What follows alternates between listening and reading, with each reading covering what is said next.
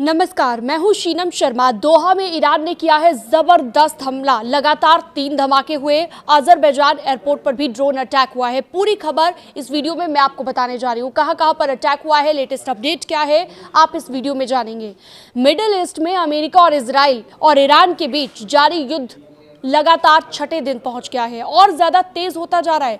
हालात बेहतर होने के कोई आसार अब तक नहीं दिख रहे हैं और लगातार जो हमले हुए, जवाबी हमले हुए, इसके बाद सैकड़ों लोगों की जान अब तक जा चुकी है। दोनों तरफ से जो अटैक हो रहे हैं, इससे इतना तो तय हो गया है कि मिडिल ईस्ट में जारी ये संकट अभी कुछ दिनों तक नहीं चलेगा, बल्कि और लंबा चल सकता है।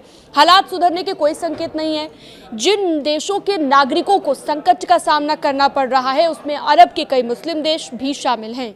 ईरान अलग अलग देशों में स्थित अमेरिकी दूतावासों और सैन्य अड्डों को निशाना बना रहा है। लगातार हो रहे हमलों और जवाबी हमलों के बीच अब तक सैकड़ों लोगों की जान जा चुकी है। रिपोर्ट्स ये भी कहती हैं कि ईरान में अब तक जान गंवाने वालों की तादाद 1000 से ज्यादा हो गई है। वहीं लेबनान में करीब 60, इजराइल में लगभग 1 दर्जन लोगों की जान जा चुकी है।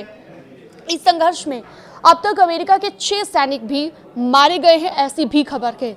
इजराइल ने बुधवार को ईरान पर नए सिरे से हवाई हमले कर दिए हैं और इसके अलावा लेबनान में हिजबुल्लाह के ठिकानों को भी निशाना बनाया गया है, ये भी जानकारी मिली है। लेबनान की राजधानी बेरूत और उसके आसपास के कई इलाकों में एयर स्ट्राइक की खबरें सामने आई। इजराइल और अमेरिका के हमलों के जवाब में ईरान ने भी जवाबी कार्रवाई कर दी और अजरबैजान में ईरान ने ड्रोन अटैक किया है। देखिए, अजरबैजान के विदेश मंत्रालय ने ये जानकारी दी है और कहा है कि ईरान से दागे गए कई ड्रोन उसके इलाके में गिरे हैं, जिसमें से एक नखचिवन इंटरनेशनल एयरपोर्ट की एक टर्मिनल बिल्डिंग पर गिरा, दूसरा शकराबाद गांव में एक स्कूल बिल्डिंग के पास गिरा। विदेश मंत्रालय ने एक बयान में कहा कि हम इस्लामिक रिपब्लिक ऑफ ईरान के इलाके से किए गए ड्रोन हमलों की कड़ी निंदा करते हैं, जिससे एयरपोर्ट की बिल्डिंग को नुकसान पहुंचा है और 2 आम लोग घायल हो गए हैं।